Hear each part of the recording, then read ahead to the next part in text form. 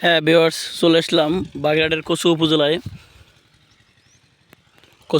তরমুজ খেতে চলে আসলাম। এখানে হাজার হাজার বর্গ কিলোমিটার জুড়ে তরমুজ ক্ষেত, খুবই সুন্দর লাগে, দারুণ, অনেক বড় বড় তরমুজ ক্ষেত,